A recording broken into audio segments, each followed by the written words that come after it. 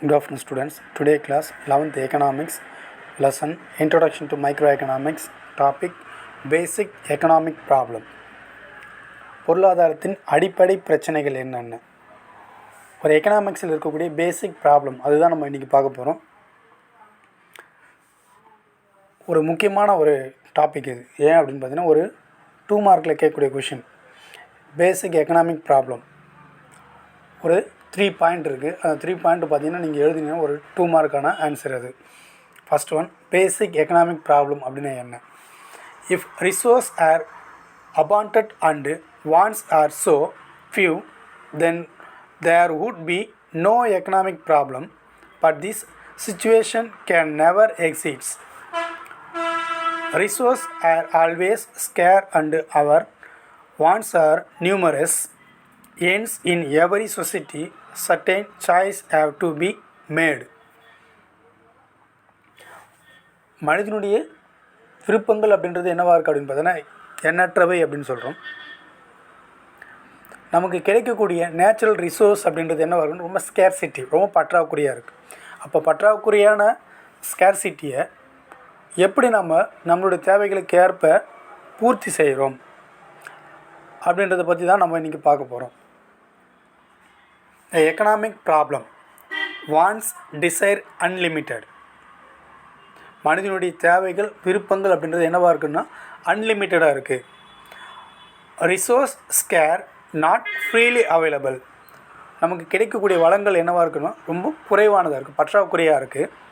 ஆனால் அது இலவசமாக கிடைக்கக்கூடிய வளங்களாக இருக்காது, எப்பொழுதும் இலவசமாக கிடைக்கக்கூடியதாக இருக்காது. எக்கனாமிக் சாய்ஸ்,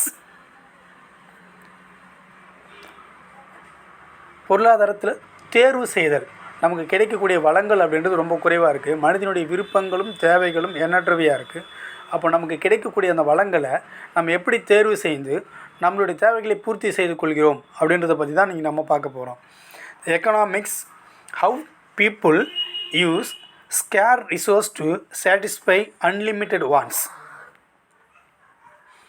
த பேசிக் ப்ராப்ளம் அப்படின்றது என்ன? ஃபஸ்ட் ஒன்னா வான்ஸ் டிசைர் அன்லிமிட்டெட். இந்த எக்கனாமிக்கோட மெயின் ப்ராப்ளம் அப்படின்னு மனிதனுடைய விருப்பங்கள் அப்படின்றது எண்ணற்றவையாக இருக்குது, தேவைகள் மற்றும் விருப்பங்கள் எண்ணற்றவையாக இருக்குது. ரெண்டாவது ரிசோர்ஸ் ஸ்கேர், நமக்கு கிடைக்கக்கூடிய வளங்கள் ரொம்ப பற்றாக்குறையான வளங்களாக இருக்குது, அது இலவசமாக கிடைக்கக்கூடியதாகவும் இல்லை.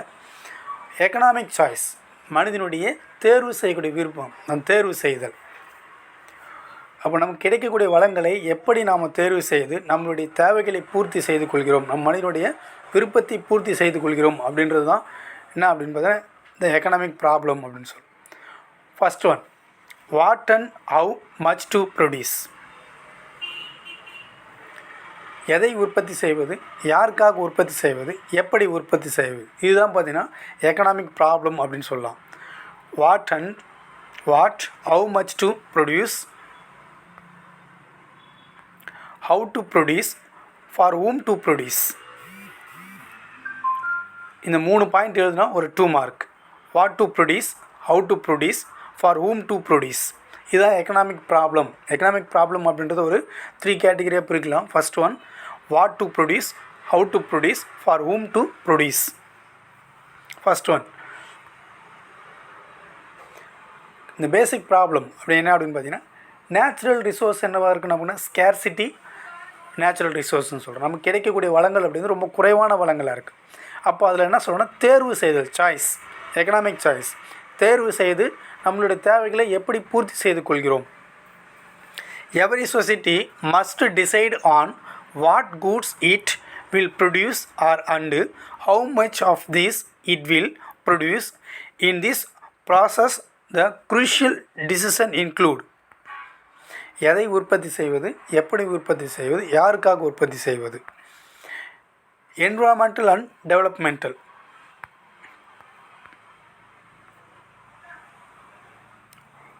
whether to produce more food, clothing and housing or to have more luxury goods.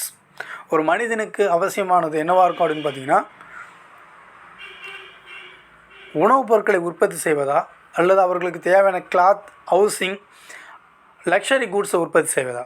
மனிதனுடைய அத்தியாவசிய தேவைகளை உற்பத்தி செய்வதா அல்லது லக்ஸரி கூட்ஸ்னால் வசதி பண்டங்கள் அப்படின்னு சொல்கிறோம்.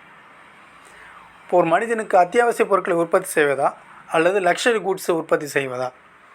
Weather to have more agriculture goods or to industrial goods and service. Agriculture கூட்ஸை உற்பத்தி செய்கிறதா அல்லது இண்டஸ்ட்ரியல் கூட்ஸ் அண்ட் சர்வீஸை உற்பத்தி செய்கிறதா? இதுதான் பிரச்சனை. இப்போ எந்த பொருளை உற்பத்தி செய்கிறது? அக்ரிகல்ச்சர் சார்ந்த பொருட்களை உற்பத்தி செய்கிறதா இல்லை இண்டஸ்ட்ரிக்கு தேவையான கூட்ஸ் அண்ட் சர்வீஸ் அதிகமாக உற்பத்தி செய்கிறதா?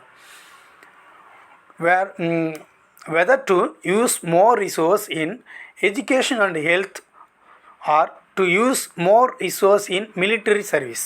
நமக்கு கிடைக்கக்கூடிய வளங்களில் எஜுகேஷனுக்கோ அல்லது ஹெல்த்துக்கோ அதிக அளவில் முக்கியத்துவம் தருவதா இல்லை ஒரு நாட்டுடைய பாதுகாப்பு துறைக்காக அதிக அளவில் முக்கியத்துவம் தருவதா? Whether to have more consumption goods or to have in investment goods. Whether to spend more on basic education and higher education.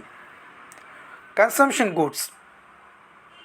நுகர்ச்சி பொருட்களுக்கு அதிக அளவில் முதலீடு செய்வதா அல்லது எஜுகேஷன் ஆர் ஹையர் எஜுகேஷன் கல்வி அல்லது உயர்கல்விகளுக்கு அதிக அளவில் முக்கியத்துவம் தருவதா?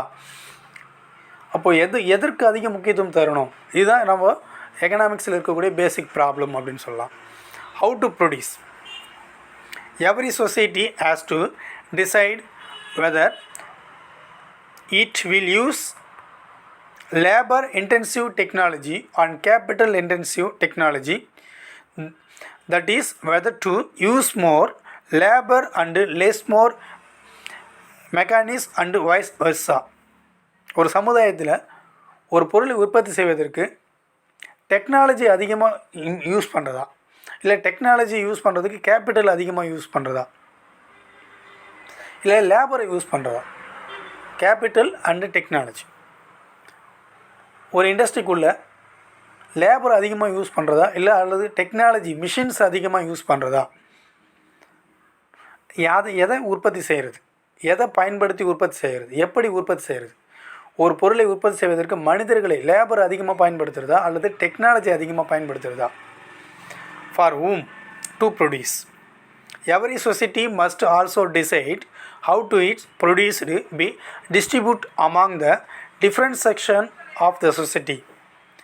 Every society சமுதாயத்தில் நம்ம எப்படி பார்த்தீங்கன்னா நம்ம டிசைட் பண்ணுறோம், நம்மளுடைய எப்படி தேர்வு செய்கிறோம். It must also decide who gets more and who gets less. It should also decide whether or not a minimum amount of consumption be ensured for everyone in the society. Due to the scarcity of resource, a society faces the compulsion of making choice among alternatives. It faces the problem of allocation the scarce resource to the production of different possible goods and service and distributing the produced goods and service among individuals within the economy. For whom to produce. எதை உற்பத்தி செய்வது, யாருக்காக உற்பத்தி செய்வது, எப்படி உற்பத்தி செய்வது அப்படின்னு சொல்கிறோம். இப்போ நம்ம இது யாருக்காக உற்பத்தி செய்வது? ஒரு சமுதாயத்தில் போர் மேனாக இருக்காங்க, அதுக்கடுத்து பார்த்தீங்கன்னா ரிச் பீப்புளும் இருக்காங்க. அப்போ அவங்களுக்கு தேவையான கூட்ஸ் அப்படின்றது ரொம்ப குறைவான அளவில் இருக்குது. நமக்கு கிடைக்கக்கூடிய நேச்சுரல் ரிசோர்ஸ் அப்படின்றது ரொம்ப குறைவான அளவில் இருக்குது. அப்போது எது தேவை, எது அதிகம் தேவை, எது ரொம்ப குறைவாக தேவை? கன்சம்ஷனுக்கு நம்ம அதிகமாக செலவு செய்யணுமா இல்லை மனிதனுடைய தேவைகளை பூர்த்தி செய்வதற்காக சேவிங்ஸுக்காக நம்ம அதிக அளவில் முக்கியத்துவம் தரணுமா அப்படின்ற இந்த பிரச்சனைக்கு பேர் தானே சொல்லலாம் பேசிக் ப்ராப்ளம் அப்படின்னு சொல்கிறோம். எக்கனாமிக்ஸில் தேர்வு செய்தல் அப்படின்றது ஒன்று இருக்குது. இந்த ப்ராப்ளத்தை நம்ம சால்வ் செய்யணும்னா கிடைக்கக்கூடிய வளங்கள், நமக்கு கிடைக்கக்கூடிய வளங்கள் அப்படின்றது குறைவாக இருக்குது. அந்த குறைவான வளங்களில் நமக்கு தேவையானதை எப்படி தேர்வு செய்து நம்மளுடைய தேவைகளை பூர்த்தி செய்து கொள்கிறோம்